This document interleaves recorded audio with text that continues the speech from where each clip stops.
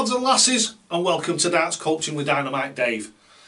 Hopefully you're in for another bit of a treat today, because what we're going to do is we're going to do the second part of thinking about darts. So basically what we're talking about here is the Dynamite Dave way of thinking about things. This is what Dynamite Dave thinks. This is how I square the circles, whatever you want to call it.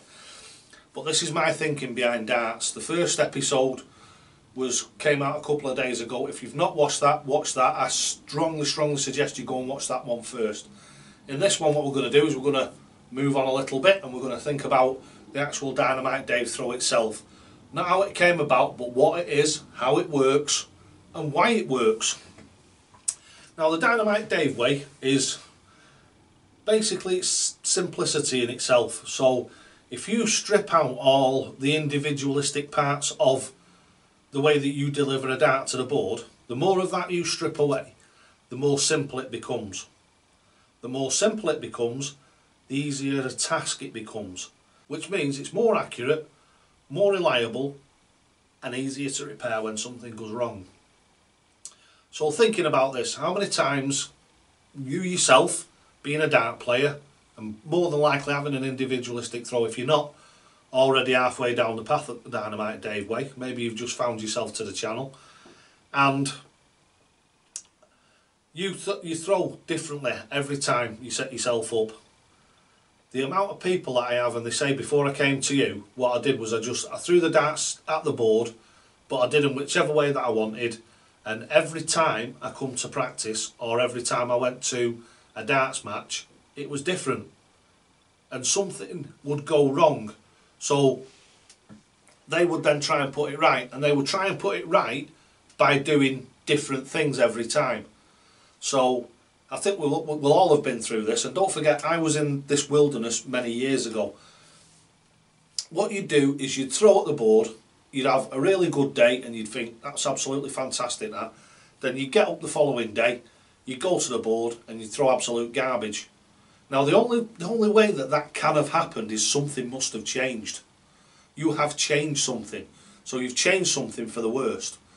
So then what happens is you start fighting with yourself. So what you do is you haven't got a clue what you're doing wrong. So what you do is you then try 8, 10 or 15 things differently to try and put that right. Whereas there might have only been one element that was out. So then what you're doing is you're playing like darts whack-a-mole with your throw and your stance and everything. So you're going from one perception to another perception.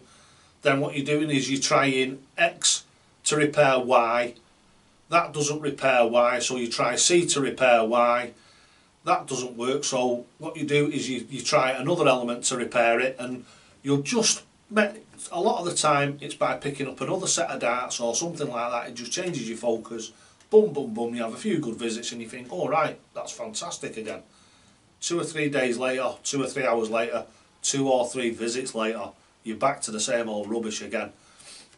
And the amount of times that I've heard this, one of the ones that I tell nearly everybody who comes for coaching is I had a really nice chap who was a dart player. He wanted to improve himself.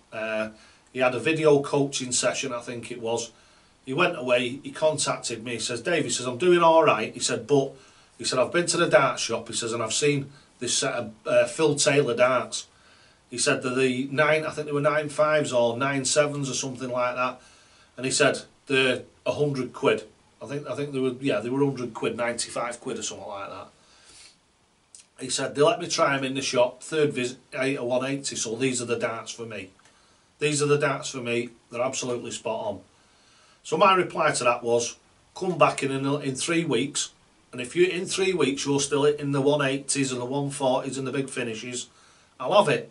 I'll have that off you, and I'll hold my hands up and I'll say, yeah, that set of darts has changed you as a dart player. It can't have been 2 days later. Actually, I think it was either 2 or 3 days after he'd spoke to me that time. He rang me back up again and he said, Dave, he says, I'm back to crap again. I said, yeah. I said, and there's a reason for that. I said, the reason for that is, I said, what happens when you buy a set of darts?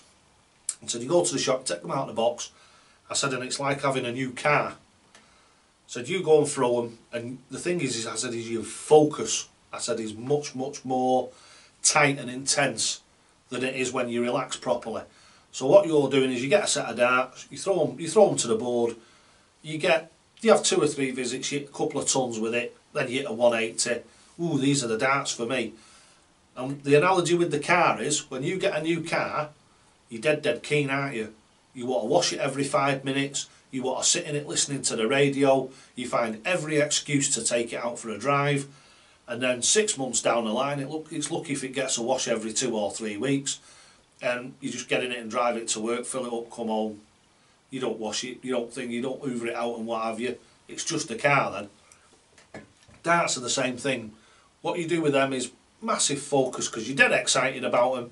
You have some really good visits to the board, you might even have 1 or 2 decent days with them, and then all of a sudden, as soon as you start to relax and go back to your old state of mind, your darts just fall to bits again and you're just garbage again.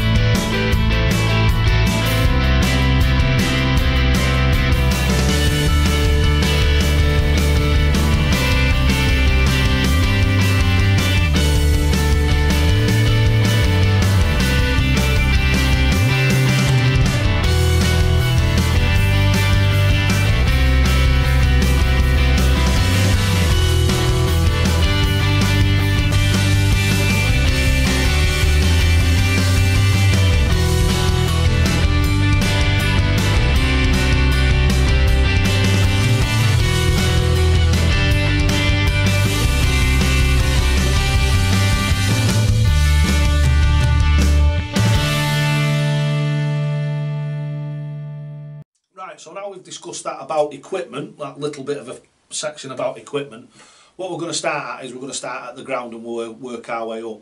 If you stood square onto them with your feet shoulder width apart, you're probably in one of the most stable positions you can ever be in.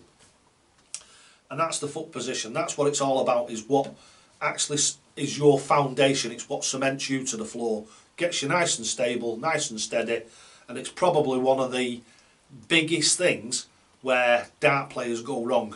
They're teetering on 1 foot, they've got 1 foot out to the left, they've got 1 foot in the middle of the hockey, they're stood out to one side of the hockey, they're wiggling the foot as they're trying to drive the dart in towards the board. The basicness of it is what makes it work.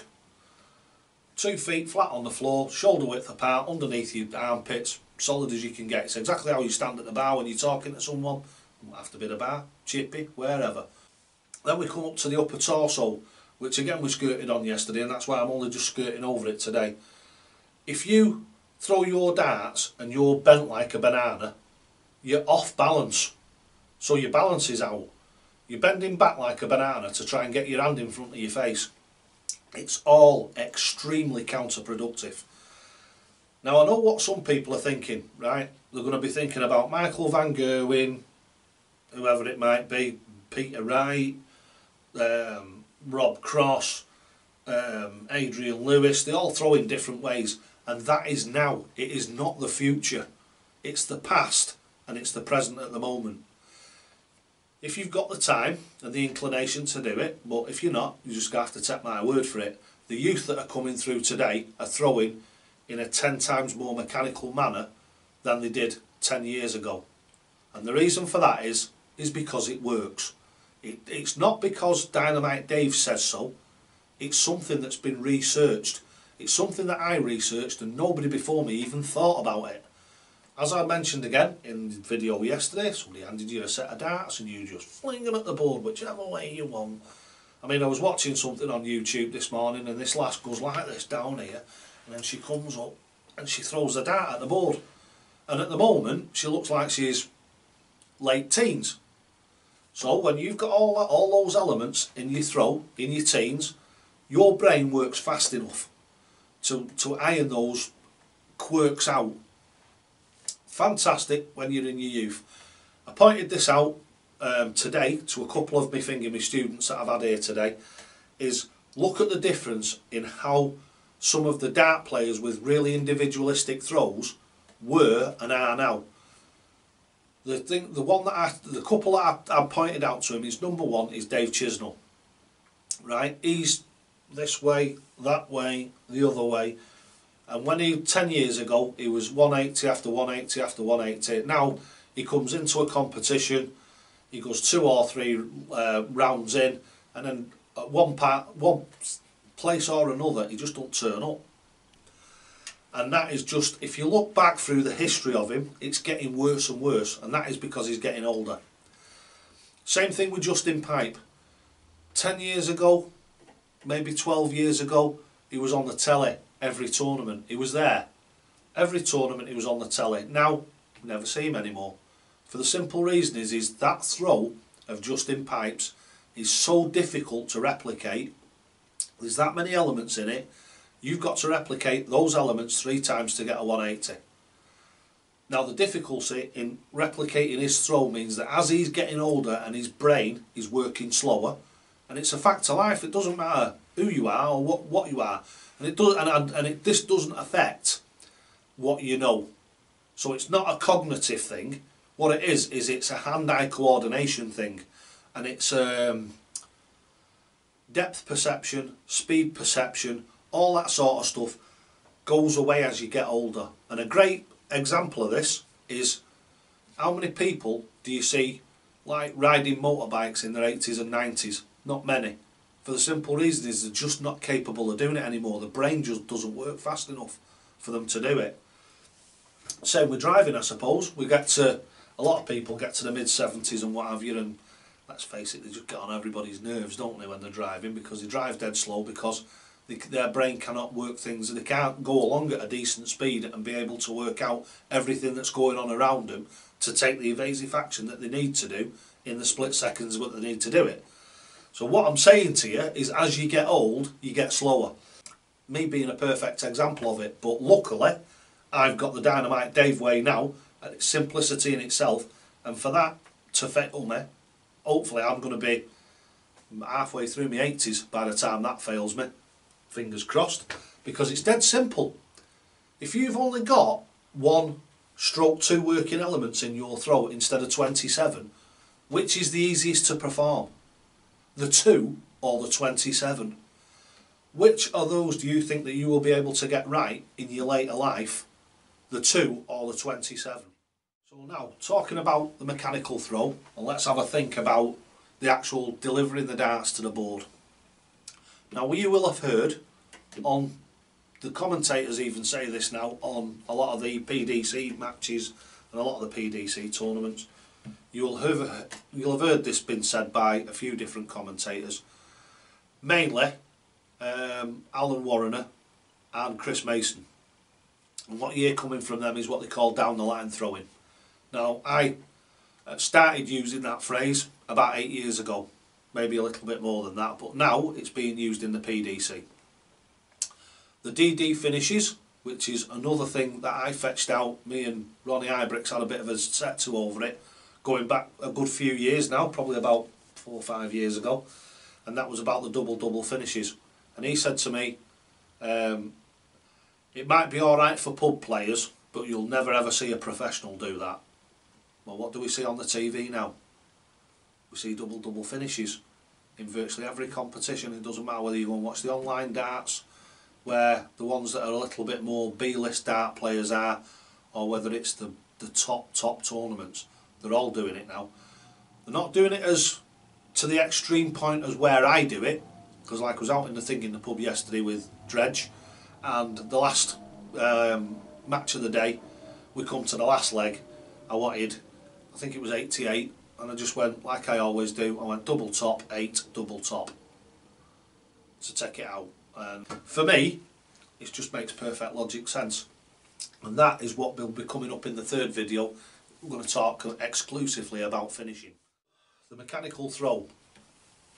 The way that this was developed, or the way that I actually started to explain it to some of my early players, was, I'd say to them, can you imagine getting a hammerhead, which is your hand, right, a hammer shaft, which is your arm, your elbow, which you can make from just putting a bolt through it. I said, you don't have to do this, just imagine it. Put a bolt through it, hold your hammer up, throw the hammer forward, and it will go in a perfectly straight line. Is that right or is it wrong? Well, yeah, of course it's right, because it's logical. Yeah, here we go. This is it. Bang, logical. Upstairs for thinking, downstairs for dancing. So, if you then replace the solid arm with a piece of hose pipe, you pull the thing of the arm back and throw it forward, the arm will just go like that. Just the hammerhead will not hit the same spot every time. So let's say you've put a little nail or something in the wood and you've got your frame, you've made your frame. Every time if you've got a solid piece on it, it will hit the nail right in the middle of the head. Every time. Bang, bang, bang till it knocks it in. If you've got a piece of hose pipe on it, as soon as you let go of it, it just starts to go all over the place and boom. So you can imagine a dart, if you've got your throat and your arm's over here and you're giving it this from underneath your eye and your arm's this way, you're chopping through the board. So as you're doing this, your fingers have got to like project the dart towards the board. So instead of you having an elbow and a release, you've got 20 odd items in it. You've got all this going on as you're throwing darts. You might even be moving your head, which, to be honest with you, about 60 or 70% of people, when I do video coaching, they're moving all over the place. And the great thing is on my videos I can put a line and show them how much they're moving. And it beggars belief how much people move on the hockey. And that leads me on to something else that I say to a lot of my candidates. And that is a great one. It's one of my sayings. If you've ever seen me what I call me quotes, one of them is, the board never moves, only you do. So the more you move about, the more that dartboard is a moving target. What I mean by that is, if you're stood at the hockey, right, you've got an hockey line on floor. That hockey line is 2 inches thick, so you're using one like out of a pub, so it might have a bit of printing on it and what have you. If you get that line and you stand, say that the actual hockey is meant to be across the black line across the centre of it, so you've got a 2-inch hockey, you've got a black line in the middle of it. Every time, I can guarantee you, every time you go to that hockey, you will be in a different place. And the problem that you've got with that is, how can you get anything that's repeatable if you keep moving? So you've got to be the same distance away from the board, in the same place on the hockey, every time that you visit it, to get rid of all those variables. And it's nowhere near, it's 1,000 times more simple than you think it is. If you come to the studio for coaching, the hockey that I've got, you'll see it has 3 marks on it. It's got an arrow in the middle and 2 lines, one on either side. The arrow in the middle is bang in the centre of the board. So basically right opposite the bullseye, so it marks a line straight through the double top, the treble 20, the bullseye, the treble 3 and the double 3. So you've got a perfect inline chuck. The other 2 lines, one of them cuts right through the centre of the double 11. On the other side, it's right through the centre of the double 6. So that gives you your 3 points on the board where you need to move to if you need to move your throw. So if, like I've said in my other videos, if you've got 3 in hand and you're going for, let's say, double 8, then what I do, what I recommend everybody does, is move over to the side of the hockey straight in line with the double 8. And once you get used to standing in the centre of the hockey and you know exactly where the bull is, every time you line up, when you move across to the double 8, you will be able to look at the double 8 and know that you're in a straight line from it. And then when you know you're in a straight line for it, it's exactly the same as throwing for the treble 20 or anywhere else on the board. It's just a straight arm, straight over, plop it in. Moving the Dynamite Dave throw around the board, again, simplicity in itself. When we watch other dart players, if you watch dart players and you watch them closely, you will see that they throw differently for different parts of the board. So you'll find a lot, 80% of dart players, they'll be throwing like that with a level elbow for treble 20, and then when they come round for the 19s, they drop their elbow and they try and drop it in, like flick it in or drop it in. That's not the way to do it. The Dynamite Dave way of thinking is logical, like a gun turret. So if you're there, you come down with all your body and the throw remains the same. The arm speed, everything remains the same. All that you need to learn is the different body positions. And the way that you look at the target is what determines that. So it's, again, it's dead easy to learn. Once you've got the fundamentals and the basics of how to look at a target, your body, how you look at a target and the position that you're in from each and every different part of the board, your body remains in the same place. So what you're doing is you're turning something that has a load of different things for different people in it. So like I say, lots of people, they drop their elbow to throw down at the bottom of the board. I've even seen people take a step back from the hockey and move back 2 inches to throw at the bottom of the board. The best way to do it is a mechanical way of doing it and a logical way of doing it. And logic to me is staying exactly the same throwing position and moving your body down and then throwing exactly the same. And again, you've still only got those 2 elements in it. You've got the elbow and the release. So you're not slowing your arm speed down to come down to the double 19. You're literally just moving your body down and throwing at the 19 exactly the same way as you throw at the treble 20. Exactly the same way as you'll throw at the treble 13, double 9, double 17. It doesn't matter, and that's why the Dynamite Dave Way, and why I myself am red hot on doubles. Anybody that comes here will tell you, anybody that plays with me will tell you, I am red hot on my doubles, and the reason for that is dead simple. It's the only way you can win a leg, it's the only way you can win a match, and it's the only way you can win a tournament and make some money, is by hitting that outside ring. It's not by hitting treble 20s.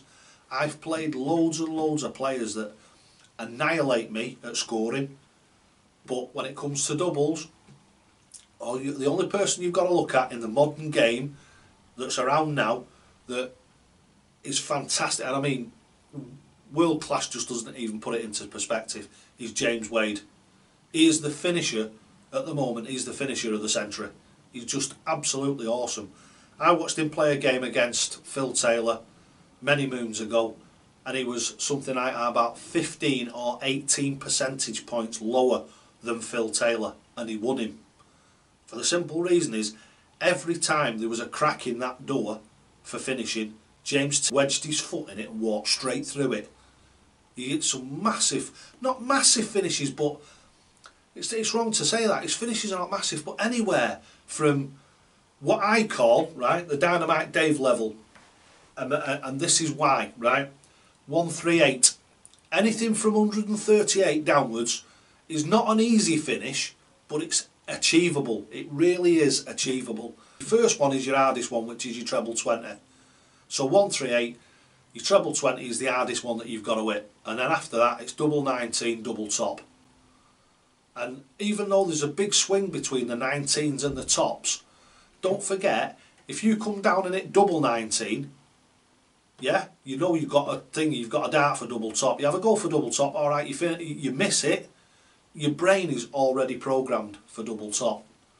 If you put 1 in the 19, you put 1 next to it, and your brain is still on double top. It's programmed in. You know exactly where you're going. And the amount of times that I see the players on the telly, they'll go for, let's say, a treble 16, and they pull it and it goes in a single 7. And then they're like scratching their head for, it can just be 2 or 3 seconds, because some of them are really quick calculators.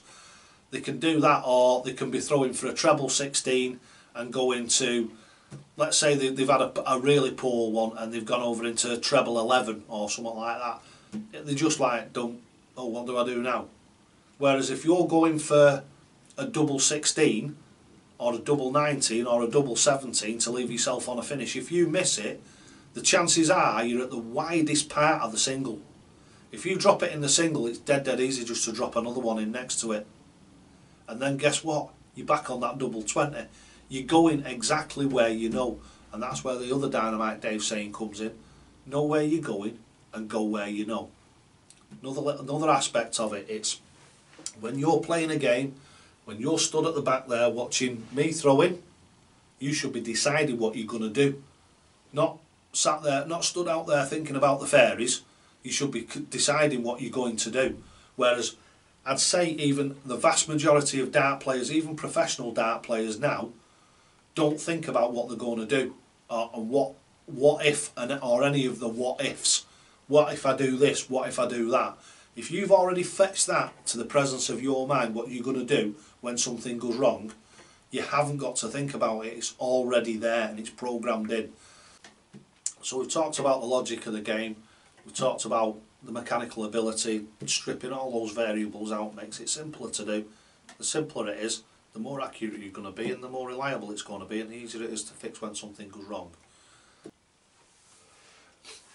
So, coming to the side of your face with the dart, which means that you've got a longer throw, so you don't have to drive the dart to the board, because you get a lot of people that have a short backswing. You can see them. It's this to throw the dart at the board. For me, it's just that. No movement, no thing. When you're coming from underneath here, you're like this. As you come to here, you block your vision. It's just, it doesn't make any logical sense to me. And usually, in the words of good old Judge Judy, if it doesn't make sense, it's not true. So, if it comes over the top here and you're coming to here, let me turn towards you a little bit. If you fetch your arm up and you're coming underneath your eye, now you can see me there. Try and tell me that I'm not blocking my view, because I am. I am blocking my view. And it comes back to here. I can just about see past it, but I'm blind in that eye from there, through the release, and halfway down the follow through.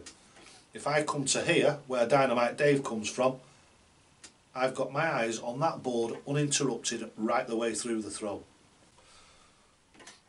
So what we're trying to achieve here is throwing the dart to a board. So what we don't do is we don't shoot. See, the thing is that you've got the Americans, they call it shooting. Throwing darts, they call it shooting darts. Which I think is a wrong way to put it, for the simple reason is you can't shoot a dart at the board unless you're going to shoot it out of a gun or a crossbow or something. That's shooting. Shooting is when you have a mechanical device and you shoot. Shooting is not throwing. Throwing is throwing. And that's why I don't believe in aiming the dart. I don't believe in aiming the dart at the board. What I believe in is exactly the same. You get a cricket ball. How many times have you seen somebody with a cricket ball doing this with it from the outfield to get it in towards the wicket so they can hit the wicket? So they might stand a chance of hitting the wicket. What do? They get the ball and they throw it. Woof. So, woof, woof, woof. All it is it's exactly the same. It's exactly the same, only small. To a point where you throw in the dart, but all you're doing is doing a very, very mini version of this and taking all the body sway and everything out of it. Professional cricketer in the outfield, woof, boom, it bails off. Dart, treble 20, treble 20, treble 20, boomf, job's a good one. Exactly the same thing. All it is that is a mini version of that. Because that's what you're doing, throwing. You're not aiming, you're not shooting. You're delivering the darts to the board with a throw. And that's where I think a lot of people have gone wrong over the past. But the past is the past. This is the present, and hopefully the future will be bright for a lot more dart players. Right, so we'll call it a draw in the second one for that. I think we've... Right, so we'll call it a draw for that in the second video. And hopefully next day or two I'll fetch video number 3 out. And that will hopefully be as insightful, as entertaining, and hopefully as fun as this one's been. I've absolutely loved making it for you. Alright, so don't forget, lads and lasses, you'll only ever get out of this game what you're prepared to put in. And always, always, always, toe to the hockey.